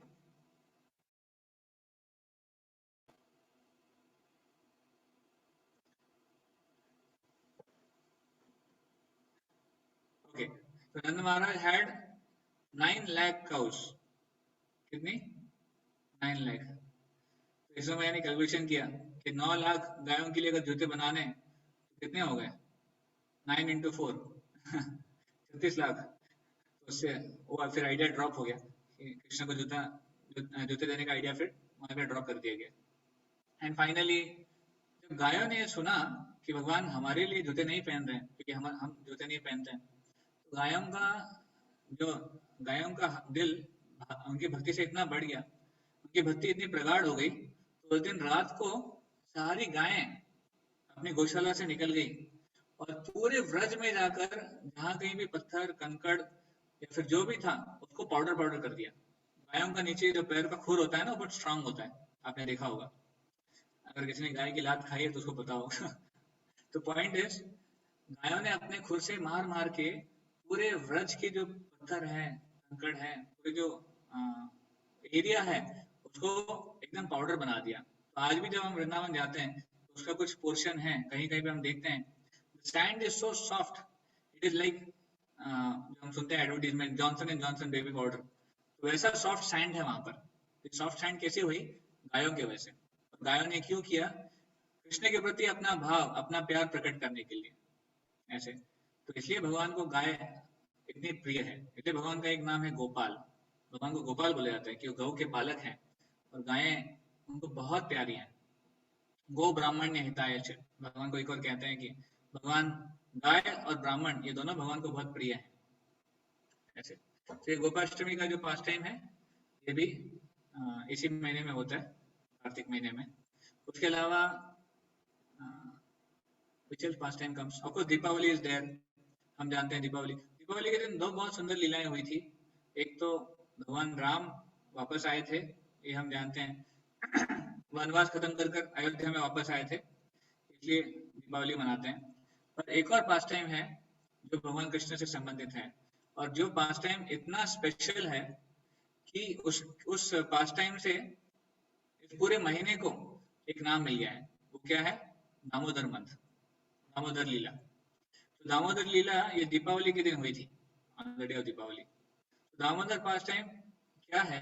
It's a very very special pastime of intimate love between Krishna and his devotees, and Krishna teaching us a lesson of how without Krishna's mercy our endeavors will not get successful. भगवान कृष्ण, बिना कृष्ण की कृपा के हमारे जो प्रयास है वो कंप्लीट नहीं हो सकते हैं। ये पूरा दामोदर लीला है। इस दामोदर लीला में भगवान दिखाते हैं कि कैसे मैं अपने भक्तों के प्यार के शरणागत हो जाता हूँ। भक्तों का प्यार इतना स्ट्रांग है, फिर वो इतना महान है कि भगवान भी उसके नीचे दब जाता है। हालांकि भगवान सबसे महान है, भगवान के ऊपर कुछ नहीं है, भगवान अपने भक्तों के प्यार के नीचे शरणागत हो जाते हैं, उसके अधीन हो जाते हैं। That is Damodar pass time all about. अच्छा, डे ऑफ दीपावली, दीपावली के दिन सुबह सुबह यशोदा मैया ये माखन बना रही थी। अब अगर इसके यशोदा मैया खुद माखन बना रही थी, हालांकि उनके पास बहुत सारी सर्वेंट्स थी, बट यशोदा मैया ने सोचा कि कृष्ण ये बाहर जाकर माखन चोरी करते हैं, दूसरे गोपियों के घर पे जाकर माखन चोरी करते हैं, इसका मतलब इसको शायद हमारे घर का माखन पसंद नहीं आता है, इसलिए वो बाहर जा रहा है ना। जब घर पे डिससेटिस्फेक्शन हो इसलिए व्यक्ति बाहर जाता है। तो पॉइंट यशोदा मैया को लगा कि शायद माखन इसको पसंद नहीं आ रहा है, तो आज मैं खुद इसके लिए माखन बनाऊंगी। तो इसलिए मैया ने उस दिन डिसाइड किया। तो यशोदा मैया के बाद जैसे मैंने बताया 9 लाख गायें थी, 9 लाख में से 108 बहुत ही स्पेशल गाय थी, उनका नाम था पद्मगंधा गाय। और इन गायों को बहुत ही स्पेशल घास खिलाई जाती थी, उसका नाम था पद्मगंधा घास। और इन गायों जो स्पेशल गायों का जो स्पेशल घास खिलाई जा रही है, उनका जो स्पेशल दूध आता था उसको कहते हैं पद्मगंधा मिल्क। और इस पद्मगंधा दूध से भगवान के लिए यशोदा मैया माखन मथ रही थी ऐसे। और ऑफकोर्स कुछ दूध रखा हुआ था स्टोव के ऊपर वो गर्म होने के लिए। तो जब यशोदा मैया अपने हाथ से माखन मथ रही थी तो ऐसे बताते हैं कि भगवान जगे, भगवान की इच्छा हुई, उनको भूख लगी थी, तो भगवान आए यशोदा मैया के पास और उनको उनका जो मथनी थी अपने हाथ से पकड़ ली, ऐसे दिखाने के लिए अभी आप इसको रोक दो और अभी आप मुझे यू फीड मी नाउ, आप मुझे अपना दूध पिलाइए, अभी मुझे भूख लगी है। तो यशोदा मैया बहुत प्यार से उत्प्रोत हो गई, उनका भाव प्रकट आ गया। और definitely when a child is hungry the mother always likes to feed him. जब बच्चा भूखा होता है तो माँ का हमेशा इच्छा होती है कि उनको उनको उनकी पुष्टि करी जाए। तो यशोदा मैया ने भगवान को लिया और उनको स्तनपान कराने लगी। तो जब यहाँ पर ये हो रहा था, वहां पे दूसरी ओर में जहाँ पे दूध उफल रहा था, तो ये दूध बहुत स्पेशल था जैसे मैंने बताया, और उस दूध का मैया आगे जाके माखन बनाने वाली थी। तो ये दूध उफन रहा था, उसकी आवाज आती है ना जब दूध उफनने वाला होता है। तो यशोदा मैया ने सोचा कि दूध को बंद करके आते हैं, फिर वापस कृष्ण को दूध पिलाएंगे। पर उस केस में यशोदा मैया ने कृष्ण को साइड में रख दिया और जाके दूध को ध्यान देने लगी। यहाँ पे कृष्ण को बहुत गुस्सा आ गया। कृष्ण को लगा कि अरे milk is more important than me, दूध ज्यादा जरूरी है मुझसे, मुझे पिलाना, दूध पिलाना छोड़कर मैया वहां पे चली गई। अल्टीमेटली मेरी सेवा हो रही थी ना, पर वहां पर दूध ज्यादा इंपॉर्टेंट था मैया के लिए। तो भगवान को बहुत गुस्सा आ गया। और भागवत में डिस्क्रिप्शन आता है कि this pastime is not cannot be understood on a material level, it has to be understood with devotion. क्योंकि भगवान जो तीनों लोगों के स्वामी हैं वो कैसे भूखे हो सकते हैं या फिर वो कैसे गुस्सा हो सकते हैं, ये चीज हमारे मटेरियल लॉजिक में फिट नहीं हो सकता है। It cannot be understood there by material understanding. That's why we need to have eyes of devotion to see this pastime. तो भगवान को बहुत गुस्सा आ गया। भगवान अपने ऐसे जीभ को दांत में दबाने लगे। जब बच्चे गुस्सा हो जाते हैं तो ऐसा करते हैं।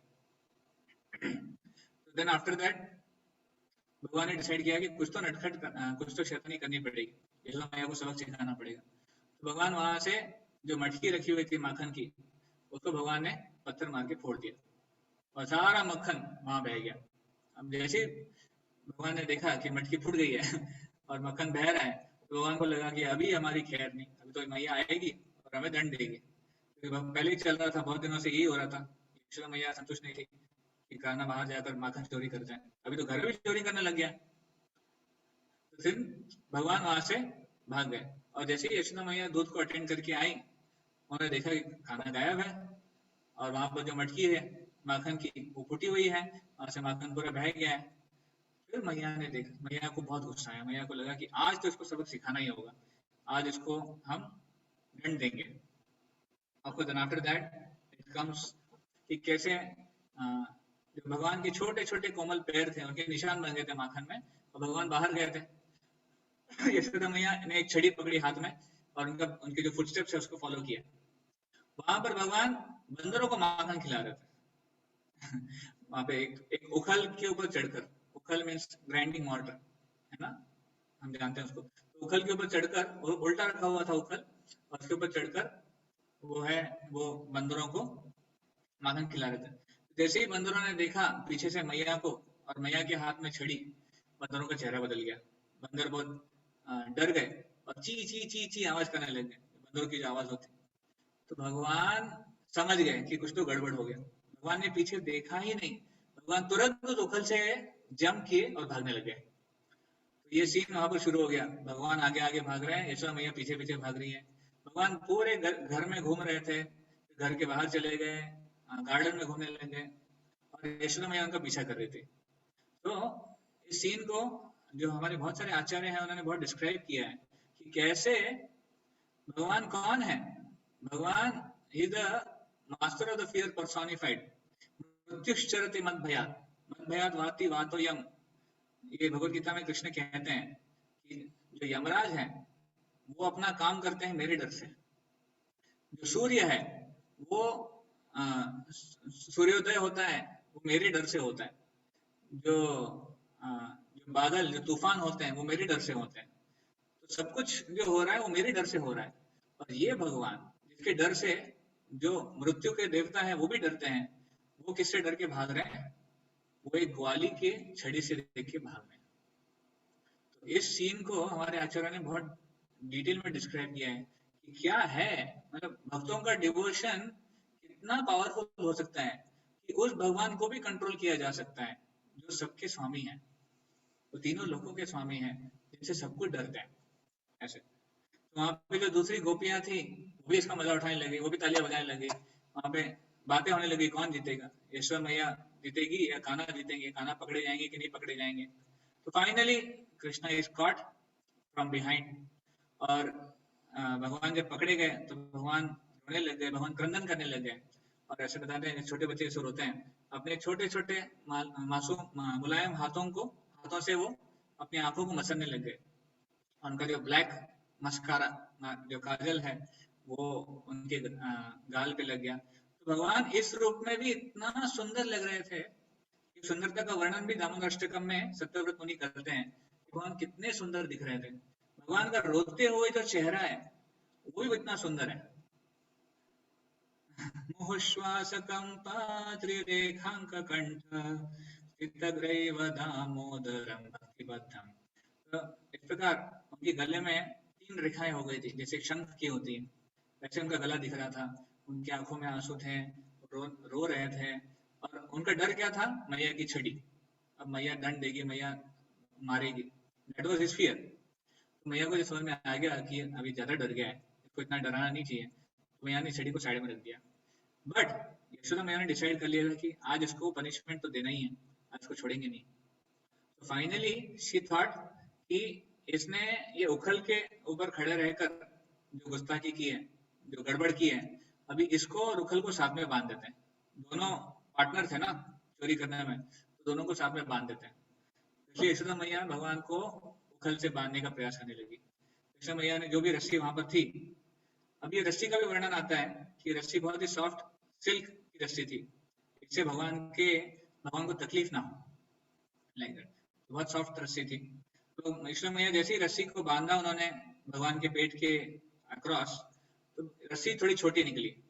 कितना छोटी थी रस्सी? 2 उंगली छोटी थी, 2 फिंगर शॉर्ट, मतलब गांठ बांधने में हो नहीं पा रहा था। तो यशोदा मैया ने और रस्सी लेके आई अपने घर में से, और फिर सारी रस्सियों को जोड़कर फिर कृष्ण को उखल से बांधने का प्रयास किया। तो जितनी भी रस्सियां यशोदा मैया जोड़ रही थी, सारी रस्सियां मिलाकर भी जब भगवान के पेट के अक्रॉस आती थी और बांधने का प्रयास करती थी, तो वो कितनी छोटी थी?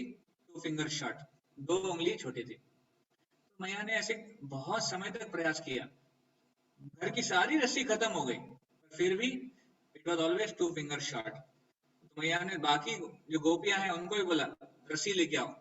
सबने अपने अपने घरों से रस्सियां लेके आई, सारी रस्सियों को जोड़ दिया गया। देखिए, ना भगवान की साइज बढ़ी, ना भगवान का पेट बढ़ा, ना रस्सी की साइज छोटी हो गई, कुछ भी नहीं हुआ। पर फिर भी जब भी वो रस्सी बांधी जाती थी भगवान के पेट से, it was always 2 finger short, हमेशा 2 उंगली छोटी पड़ती थी। अब ये कैसे? इनकंसीवेबल, अचिंत्य। इसी को बोलते हैं भगवान के साथ, भगवान की लीलाओं में लॉजिक का प्रयोग नहीं हो सकता है, दिमाग का प्रयोग नहीं हो सकता है, वहां पे भक्ति का प्रयोग होता है। तो हम नहीं समझ सकते हैं कि ऐसा क्यों हो रहा था।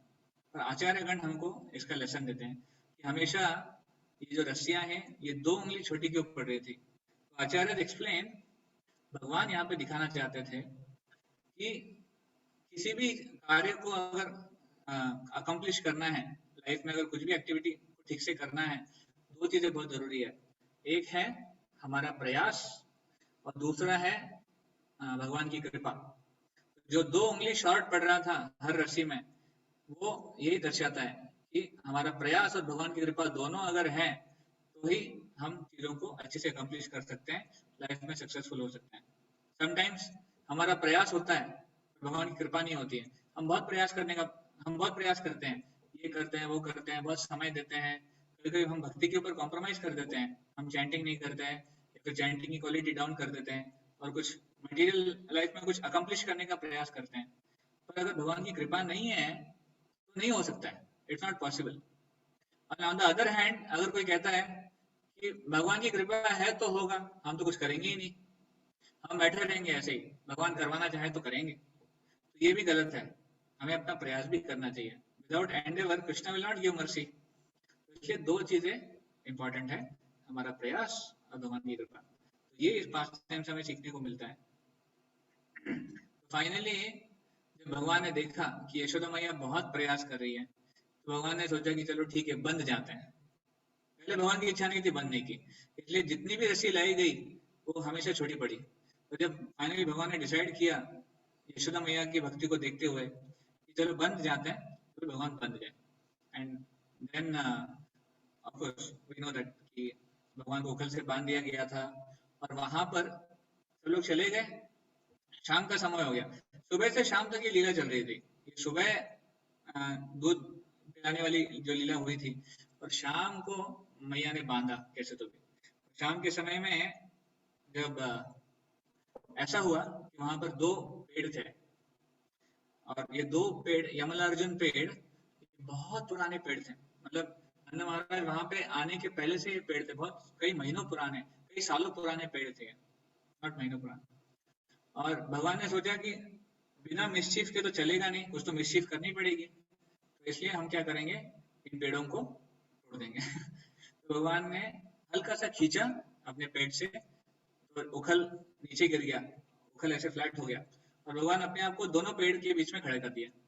और भगवान ने हल्का सा पुश दिया, और जो दोनों पेड़ जिनकी जड़ें बहुत मजबूत थी, बहुत अंदर तक थी, भगवान के थोड़े से पुश से दोनों पेड़ अपरूट हो गए, जड़ से निकलकर गिर गए।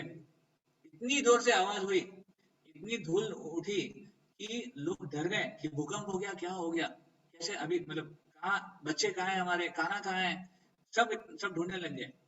और शाम का समय था, कोई समझ नहीं पाया कैसे हुआ, क्या हुआ। तो सब लोग दीप लेकर भगवान को ढूंढने आए, है ना, दिया लेकर, क्योंकि शाम का समय हो गया था, कैसे ढूंढेंगे। सब लोग दिया लेकर आए, और इसी सिग्निफिकेंस में उस दिन हम लोग दीपदान करते हैं। जो भगवान दामोदर, राधा दामोदर को जो दीपदान होता है, वो उसका उसका जो इम्पोर्टेंस है वो यहाँ से आया है, कि सब लोग दीप लेकर भगवान को ढूंढने आए थे उस समय। तो फाइनली भगवान को ढूंढ गए, भगवान मिल गए, भगवान को कुछ नहीं हुआ, और सब लोग बहुत आश्चर्यचकित रह गए, इतने दो पेड़ गिरे कैसे, अचानक से क्या हुआ, ये दोनों पेड़ गिर गए। तो कुछ छोटे बच्चे वहां पे खेल रहे थे, उन्होंने बोला, अरे हमने देखा, मैंने देखा, कान्हा ने खींचा और वो गिर गए। अभी उनकी बात कौन मानेगा। तो बड़े जो बुजुर्ग लोग थे, उन्होंने बोला, तुम चुप बैठो, तुम्हें कुछ समझ में नहीं आता है, ऐसे थोड़ी ना खींचने से पेड़ गिर जाएंगे। तो बच्चों की किसने मानी नहीं, और किसी को कारण पता नहीं चला कभी कि पेड़ कैसे गिर गए। हाँ, एक चीज, जब वो पेड़ गिरे तो उसमें से दो बहुत ही सुंदर तरुण युवक वहां से निकले, और दोनों भगवान को प्रार्थनाएं अर्पण करने लग गए। ये दोनों कौन थे, ये थे नलकुबेर और मणिग्रीव। नलकुबेर और मणिग्रीव ये कुबेर के बेटे हैं। कुबेर कौन है, जो देवताओं के ट्रेजरर, जो भी आप कहते हैं, ट्रेजरर है, उनके उनकी जो प्रॉपर्टी का देखभाल देखते करते हैं, देवताओं के ट्रेजरर कुबेर, उनके दोनों बेटे थे। तो इसके पीछे लीला ये आती है कि दोनों स्वर्ग में थे, और क्योंकि दोनों कुबेर के बेटे हैं, तो नेचुरली बहुत धनी थे, तो दोनों को अपने धन का, ब्यूटी का, यौवन का गर्व हो गया था। तो दोनों एक दिन ना मंदाकिनी गंगा, वहां पर जो स्वर्ग में जो गंगा बहती है, उस गंगा में नहा रहे थे, और लड़कियों के साथ थे, अप्सराओं के साथ थे, और ये लोग नग्न थे, कपड़े नहीं पहने हुए थे इन लोगों ने, दोनों पुरुषों ने और स्त्रियों ने भी। तो यहाँ पर ये लोग एंजॉय कर रहे थे स्वर्ग में। वहां से नारद मुनि गुजर रहे थे, तो नारद मुनि को जब देखा, एक साधु एक महात्मा को देखा, तो जो लड़कियां थी उनको बहुत शर्म आ गई, वो तुरंत पानी में से निकली, और उन्होंने अपने वस्त्र पहन लिए। तो ये जो नलकुबेर और मणिग्रीव थे, ये नशे में बहुत धुत थे, और इनको अपने अपनी पोजीशन का बहुत गर्व था कि हम बहुत बड़े हैं, अमीर बाप होता है ना जल्दी, अगर अमीर घराने का हो तो उसको बहुत गर्व हो जाता है, बच्चों का स्पेशली। तो इनको बहुत गर्व हो गया था, तो इन लोग नशे में थे, ये नारद मुनि के प्रेजेंस को समझ नहीं पाए। तो नारद मुनि ने जब देखा कि ये लोग कितने गिरे हुए हैं, मतलब इनको इतनी भी सुध बुध नहीं है कि कैसे जी रहे हैं, तो नारद मुनि ने उन दोनों को श्राप दे दिया कि तुम लोग ऐसे पेड़ की तरह नंगे खड़े हो, तुम जाओ पेड़ बन जाओ।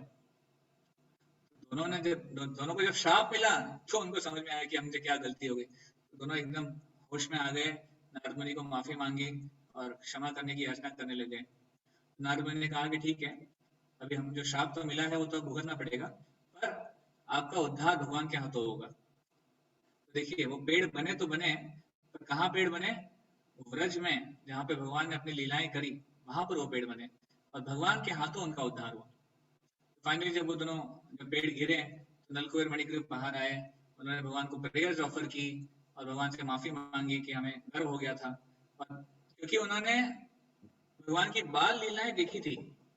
लेकिन उनका कितना बड़ा सौभाग्य था कि पेड़ के शरीर में होते हुए उनको भगवान की सारी बाल लीलाओं का दर्शन हुआ और फाइनली भगवान की वो शुद्ध भक्ति प्राप्त की उन्होंने। तो जब उनकी पेड़ के जो बॉडी है उससे उनकी मुक्ति हो गई, तो वापस स्वर्ग में चले गए, लाइक दैट।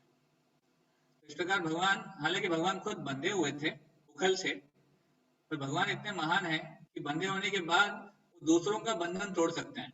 नलकुबेर और मणिग्रीव पेड़ की बॉडी में बंधे हुए थे, भगवान उखल से बंधे हुए थे, पर भगवान ने उनको बंधन से बाहर निकाला। ये है भगवान। एक भौतिक दुनिया में बंधा हुआ व्यक्ति दूसरों को बाहर नहीं निकाल सकता है, इट्स नॉट पॉसिबल।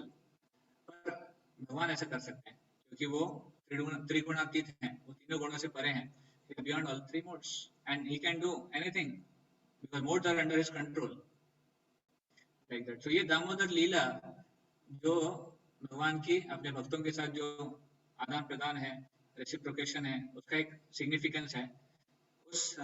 उसके मेमोरी में ये पूरा महीना दामोदर मंथ के नाम से जाना जाता है। Damodar, what is the meaning of this name Damodar? Damodar means, दाम मीन्स रोप, रस्सी, और उदर, उदर मीन्स कमर। तो जिन भगवान के कमर में रस्सी बंधी हुई है वो भगवान दामोदर, ऐसे। तो दामोदर भगवान को हम इस महीने पूछते हैं, जय श्री श्री राधा दामोदर की जय।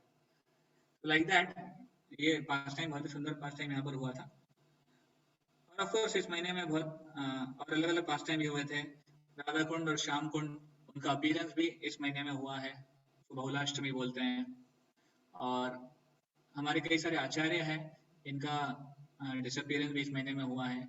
स्पेशली श्रील प्रभुपाद जी जो वृंदावन के रहने वाले थे, वृंदावन में सन्यासी थे और अकेले बिना किसी हेल्प के वो रह रहे थे, पर पूरी दुनिया के ऊपर उनका जो कंपैशन था, उनकी जो करुणा थी, उसको सब तक पहुंचाने के लिए वो गए, से बाहर निकले और वेस्ट में गए। वहां की जो कठिन परिस्थिति है उसका उन्होंने सामना किया।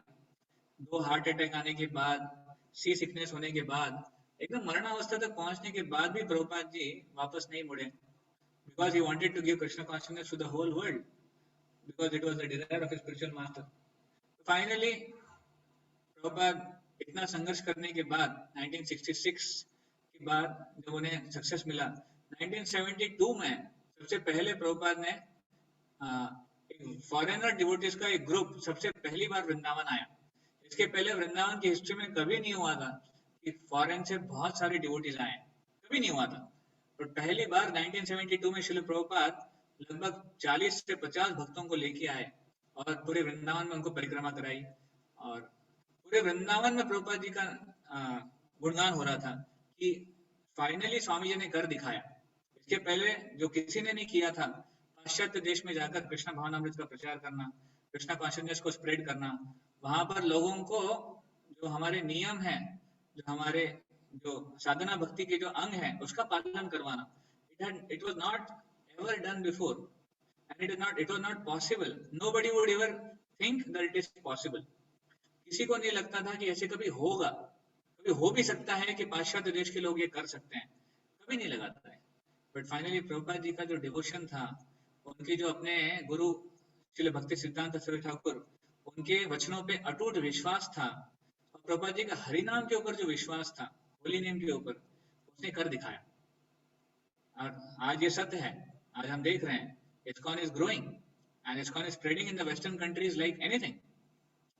तो 1972 में प्रभुपाद जी पहली बार वृंदावन आए एक ग्रुप को लेकर, एंड जब 1977 में प्रभुपाद जी अपनी इस दुनिया की जो लीलाएं हैं उसका समाप्ति प्रभुपाद जी ने किया, तो वो भी ब्रजभूमि वृंदावन धाम में, ISKCON वृंदावन में अपने क्वार्टर्स में प्रभुपाद जी ने किया। और आखिरी दम तक, आखिरी समय तक प्रभुपाद जी की आप वीडियो देख सकते हैं, अवेलेबल है यूट्यूब पे। आखिरी समय तक प्रभुपाद जी भागवतम का ट्रांसलेशन कर रहे थे। उन्होंने भागवतम के लिए अपना पूरा जीवन डेडिकेट कर दिया था। दिन भर 1966 से लेकर 1977 तक प्रभुपाद जी ने पूरा जो विश्वव्यापी आंदोलन है उनका, इस्कॉन का, उसका मैनेजमेंट किया, उसकी देखरेख की। फंड्स कैसे आएगा, बुक्स कैसे प्रिंट होंगे, डिस्ट्रीब्यूट कैसे होंगे, डिवोटीज कैसे बढ़ेंगे, हरिनाम कैसे होगा, सारी चीजों का मैनेजमेंट करने के बाद भी रात में 12 बजे से सुबह 4 बजे तक डेली श्रीमद् भागवतम का वो ट्रांसलेशन करते थे। He made that his as life and soul, and that is the greatest contribution of Srila Prabhupada to the whole world. He gave the scriptures in a very very authentic form. शास्त्रों को उन्होंने बहुत ही authentic और बहुत ही एक practical way में हमारे सामने प्रेजेंट किया। और वही श्रील प्रभुपाद जी, उनका तिरुभाव कार्तिक महीने में वृंदावन धाम में अपने इस्कॉन सेंटर में जो उन्होंने स्थापित किया था उसमें हुआ। तो हालांकि प्रभुपाद जी हमेशा कहते थे, all my temples of Vrindavan, हमारे सारे मंदिर जो है वो वृंदावन के समान है। क्योंकि जहाँ कहीं भी वृंदावन क्या है, वृंदावन जहाँ कहीं भी भगवान की एक ऑथोराइज रूप में सेवा पूजा हो रही है, जहाँ कहीं भी उनके डिवोटीज हैं ऑथोराइज्ड वे में उनकी जो सेवा पूजा कर रहे हैं, वो वृंदावन है। Vrindavan is not just a place, it is definitely a place, but at the same time any place could be Vrindavan if there is authorized worship of the Lordship going on and wherever there are devotees who are in parampara serving the Lord. तो ये श्रील प्रभुपाद जी का तिरुभाव दिवस भी कार्तिक महीने में आता है, जो कि इम्पोर्टेंट फेस्टिवल है। तो ऐसे the whole month of Kartik is full of many many festivals. हमने तो कुछ ही मेंशन किए यहाँ पर। फाइनली कुछ ही समय बचा है, how to observe this Kartik month. Kartik का पालन हमको कैसे करना चाहिए। तो कार्तिक में अनेक व्रत हैं जो आप कर सकते हैं। कार्तिक महीने को ऊर्ज व्रत ऐसे बोला जाता है, ऊर्ज व्रत। राधा रानी का एक नाम आता है ऊर्ज देवी। तो ऊर्ज व्रत मतलब सम फर्म डिटरमिन्ड वाव, ऊर्ज मतलब डिटरमिन्ड। तो इस महीने में कोई भी अगर हम व्रत लें तो उसका हमें बहुत फायदा होता है। और व्रत किसी भी चीज का हम व्रत ले सकते हैं, इन द सेंस हम भक्ति में बढ़ोतरी करने के लिए जो भी हमें लगता है कि सहायक है वो हम कर सकते हैं। प्रत्येक हर एक के लिए इट कुड बी इंडिविजुअल। हम में से हर कोई अपनी अपनी जो प्रॉब्लम्स हम फेस कर रहे हैं लाइफ में, या फिर जो डिफिकल्टीज हम स्पिरिचुअल लाइफ में फेस कर रहे हैं।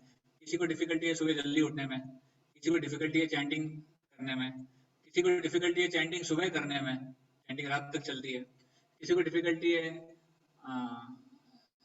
नींद आ रही है, या फिर जब हम चैंटिंग करते हैं, जब बुक रीडिंग करते हैं तब नींद आ रही है, किसी को डिफिकल्टी है कि हम सुन नहीं पाते हैं, लेक्चर नहीं सुन पाते हैं। तो जो भी हमारी डिफिकल्टीज हैं उसको ओवरकम करने के लिए हम कोई ना कोई व्रत इस महीने में ले सकते हैं। हालांकि कार्तिक महीना शुरू के ऑलरेडी 2-3 दिन बीत चुके हैं, बट इट्स नेवर लेट। हम अगर कोई व्रत लिया है वेरी गुड, और नहीं भी लिया है तो आज से भी उसका पालन करने का प्रयास कर सकते हैं। But some basic vratas, some basic practice what we can do is कि हम सबसे पहली चीज कार्तिक महीने में हम प्रयास कर सकते हैं कि सुबह जल्दी ब्रह्म मुहूर्त के समय में उठें। That's a very important thing. ब्रह्म मुहूर्त में जो साधना भक्ति हम करते हैं उसका बहुत ज्यादा इफेक्ट होता है। ब्रह्म मुहूर्त मतलब सनराइज के पहले, सनराइज के 1-1.5 घंटे पहले, उसको बोलते हैं ब्रह्म मुहूर्त। तो इसलिए सुबह जल्दी उठना और स्नान वगैरह कर फ्रेश होकर मंगल आरती करना, भगवान के नाम का जप करना, ये बहुत ही इंपॉर्टेंट है एंटायर मंथ। उसके अलावा दूसरा चीज है कि हमें श्रीमद् भागवतम का श्रवण करना चाहिए, है ना। श्रीमद् भागवतम को पढ़ना चाहिए या फिर उसके एक अधिकृत सोर्स से सुनना चाहिए, लेक्चर सुनने चाहिए। हमारे टेंपल में भी daily 8 to 9 AM Shrimad Bhagavatam की क्लास होती है। आप उसको ऑनलाइन सुन सकते हैं, फेसबुक, यूट्यूब। अगर आप लोग आ सकते हैं टेंपल तो टेंपल आके अटेंड कर सकते हैं programs. That's also always it's possible for you. उसके अलावा बहुत सारे सीनियर डिवोटीज हैं इस्कॉन में जिनके आप लेक्चर सुन सकते हैं श्रीमद् भागवतम के। ये एक है श्रीमद् भागवतम का श्रवण करना या फिर श्रीमद् भागवतम का पठन करना। और स्पेशली वैष्णव के संग में आकर करेंगे तो उसका बहुत ज्यादा इफेक्ट होता है in the association of devotees. भक्ति का जो साधना भक्ति का प्रोसेस है वो भक्तों के संग में बहुत तीव्र हो जाता है, इट बिकम मोर पावरफुल। तो इसलिए घर में हमें सबको साथ में मिलकर जल्दी उठने का प्रयास करना चाहिए, सबको साथ में मिलकर आरती करनी चाहिए, हरिनाम जप करना चाहिए, ये बहुत जरूरी है। तीसरा चीज, पहला चीज मैंने बताया सुबह जल्दी उठना ब्रह्म मुहूर्त में, दूसरा चीज श्रीमद् भागवतम का श्रवण करना, तीसरा चीज हरिनाम का जप और कीर्तन करना, ये बहुत जरूरी है। अगर अकेले हैं तो अकेले कर सकते हैं, परिवार के साथ है तो परिवार के साथ कर सकते हैं।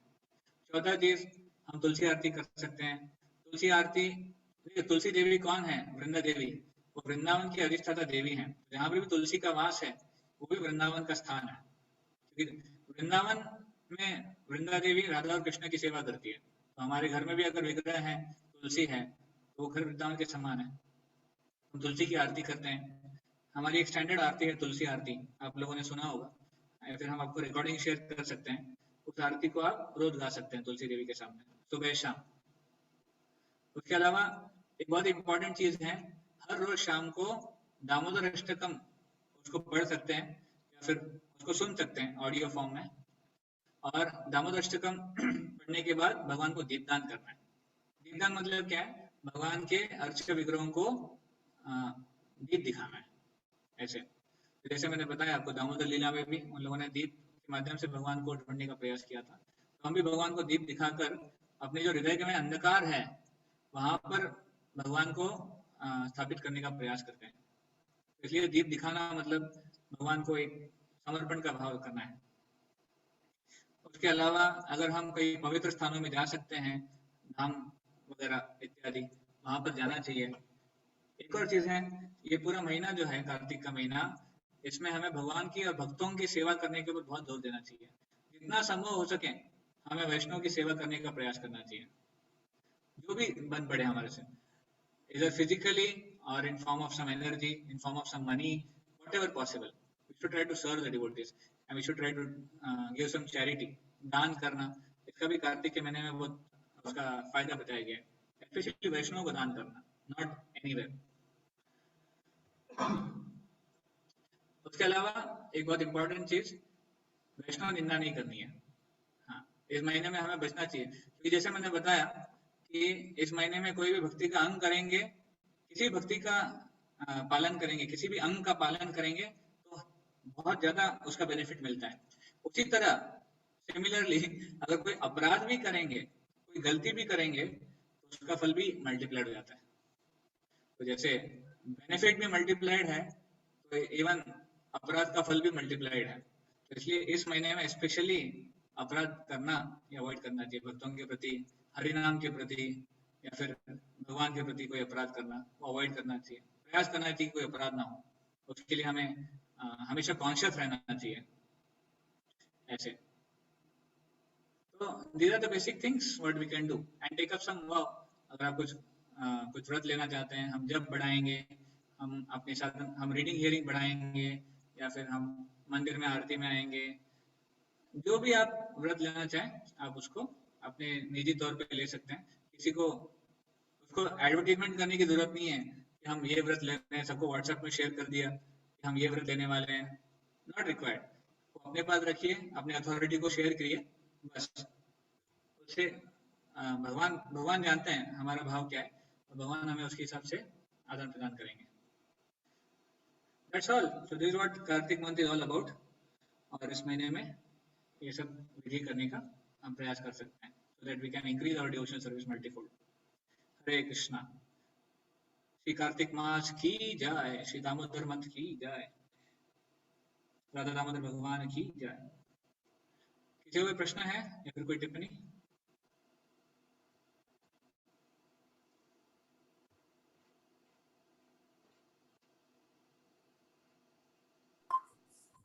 प्रभु जी एक प्रश्न है मेरा। हेलो। हाँ, यस माता जी। हाँ प्रभु जी, प्रभु जी ये प्रश्न है कि जैसे जिन लोगों की मृत्यु कार्तिक मास में होती है, तो सुनने में आता है, पंडित जी वगैरह बताते हैं कि वो सीधा वैकुंठ धाम में जाते हैं, तो क्या ऐसा ये सच है?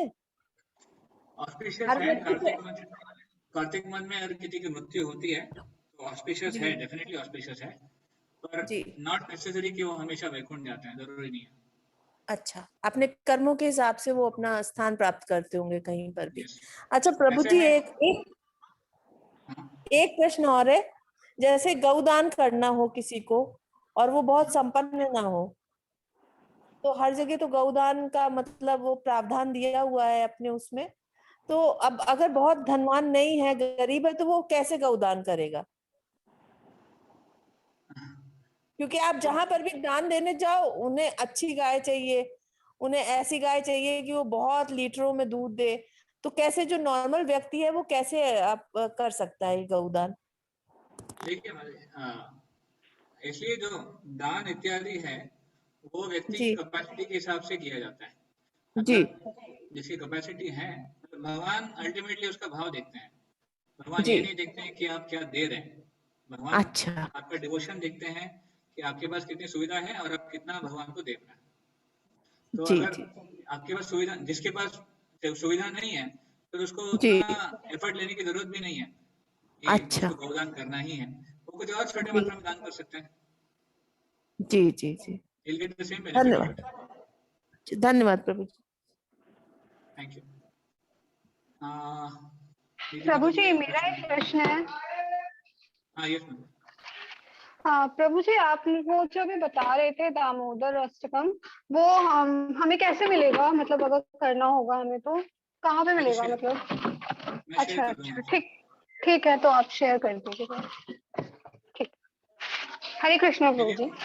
हरे कृष्णा। दीदी माता जी, आपका एक प्रश्न है कि what is the purpose of offering the deep in a special way? 4 times feet, 2 times navel, 3 times face, 7 times all over the Lord.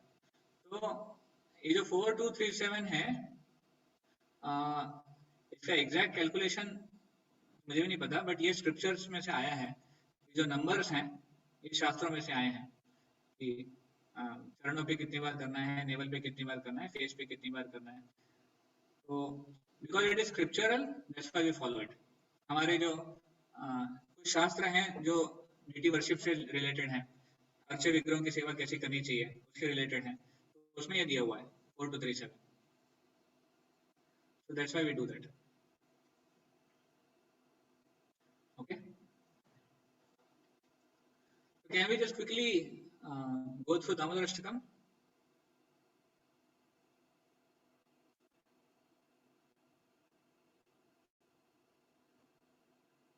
Okay. Maybe then I'll share Damodar Ashtakam, और उसको हम 8 श्लोकों का है पर बहुत ही सुंदर है, हम उसको गाने का प्रयास करेंगे।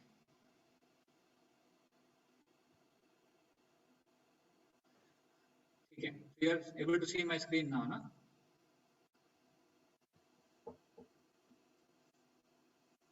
तो ये दामोदर अष्टकम है, और इनके जो ऑथर हैं ये सत्यव्रत मुनि हैं, इन्होंने दामोदर अष्टकम की रचना करी है। Maybe I'll sing and then you can repeat. नमामीश्वरं सच्चिदानन्दरूपं लसत्कुण्डलं गोकुले भजमानम्। नमामीश्वरं सच्चिदानन्दरूपं लसत्कुण्डलं गोकुले व्रजमानम्। यशोदाभियो लोकलाघवमानम् परामृष्टोऽत्यन्ततोदृत्यगोप्या। यशोदाभिर्मुखलादमानं परामर्शमन्तयतोऽधृत्य नेत्रयुग्ममृजन्तम् पराम्भोजयुगमेन सातङ्कनेत्रम् रुदन्तं मोहनेत्रयुगं रजन्तं कराम्भोजयुगमेन सातकनिपुम्।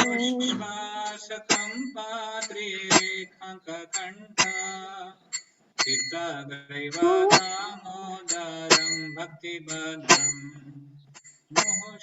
बहुश्वासकम्पत्रिरेखात्मकण्ठ तत्रैव दामोदरं भक्तिदत्तम् स्वलीलाभिरानन्दकुण्डे स्वघोषमीमाजन्तमाख्यापयन्ता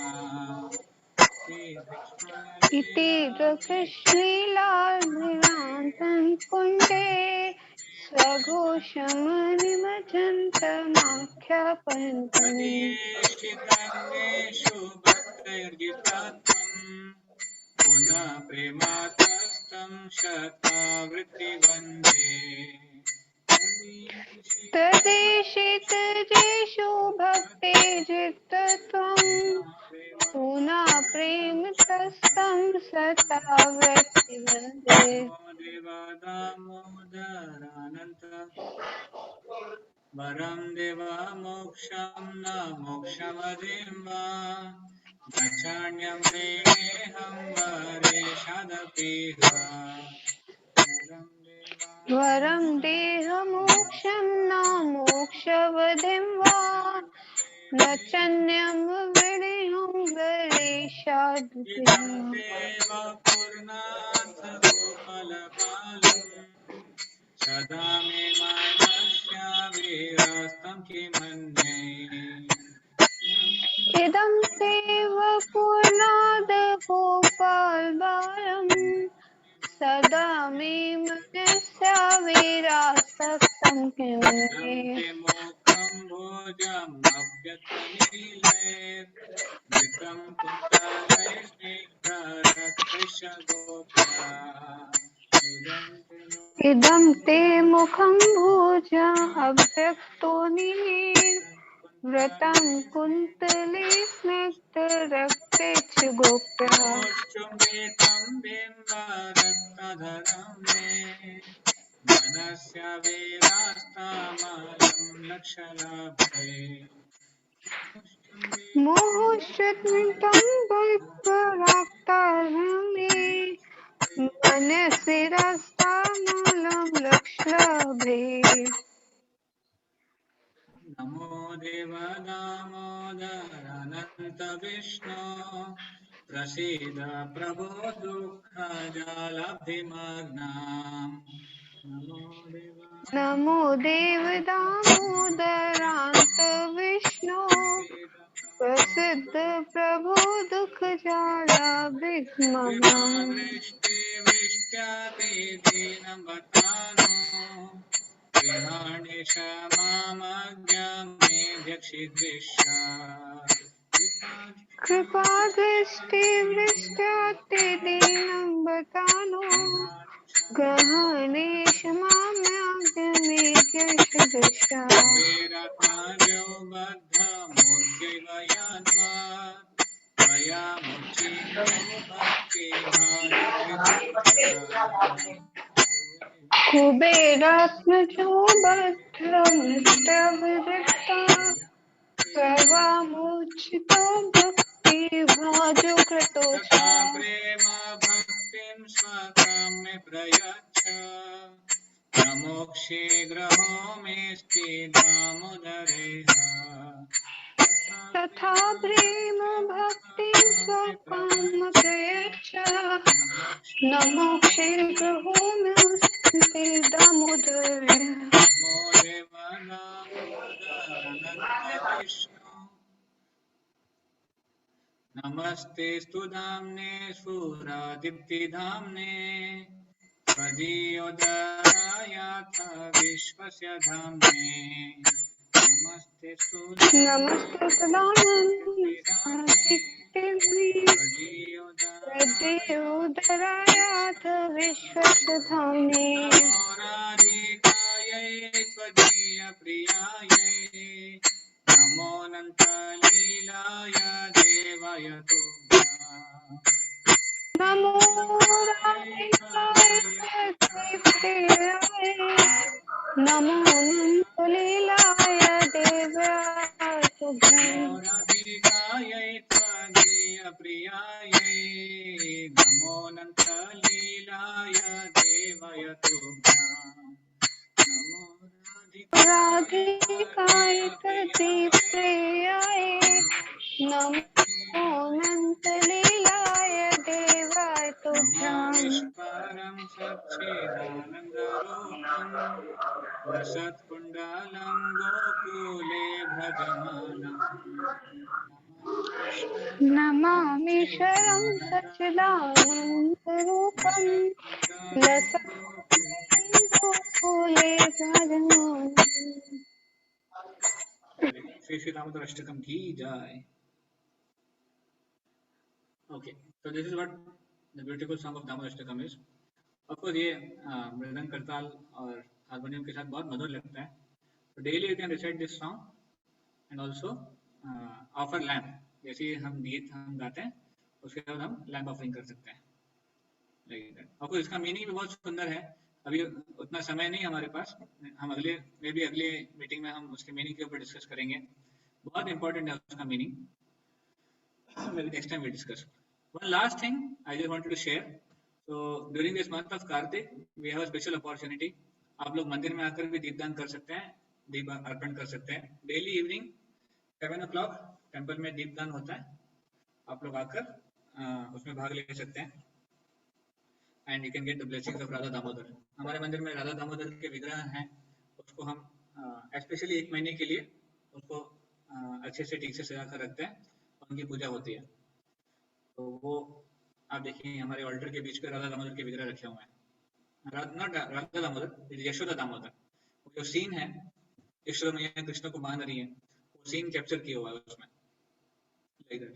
and one more special opportunity is there कि जिसको भी ये दीपदान में भाग लेना है और इसको अलग अलग लोगों तक पहुंचाना है, what you can do is, हम पूरे महीने के लिए या फिर एटलीस्ट 10-15 दिन के लिए टेम्पल डिवोटीज हम प्रयास कर रहे हैं कि अलग अलग घरों में जाकर दीपदान ऑर्गेनाइज करें. अगर आप में से किसी को भी अपने यहाँ पर दीपदान ऑर्गेनाइज करने का डिजायर है, उसकी इच्छा है, तो आप हमसे संपर्क कर सकते हैं.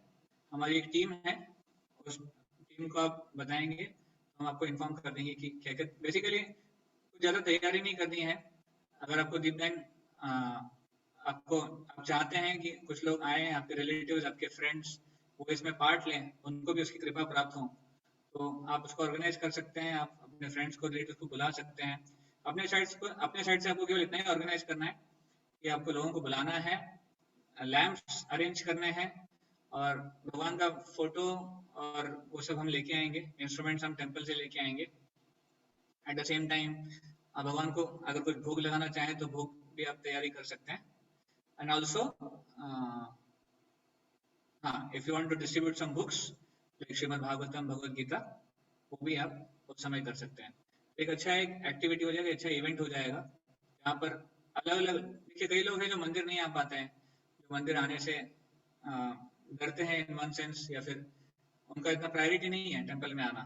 तो ऐसे लोगों के लिए हम जगह जगह जाकर हम उनको भगवान की कृपा देने का प्रयास करते हैं. जैसे मैंने सबसे स्टार्टिंग में आपको बताया था, Damodar month is a month of inducement for someone who is not practicing or not serious about devotional service. तो केवल लैम्प ऑफरिंग करने से, भगवान को दीपदान करने से ही एक व्यक्ति की भक्तिमय यात्रा शुरू हो जाती है और भक्ति में बहुत प्रगति कर लेता है. कार्तिक महीने में इतना सिग्निफिकेंस है उसका. हम चांस दे सकते हैं दूसरे लोगों को भी इस दीपदान का. ऐसे लास्ट ईयर भी हमने ऑर्गेनाइज किया था. इस ग्रुप में भी हैं कुछ लोग, और जो सीनियर ग्रुप है आपके, उनमें से बहुत लोगों ने इसको अपने घरों में ऑर्गेनाइज कराया था और काफी अच्छा एक्सपीरियंस रहा था. This time also we are targeting that at least 100 homes will try to go and will try to do this Deepdaan. Okay, Hare Krishna.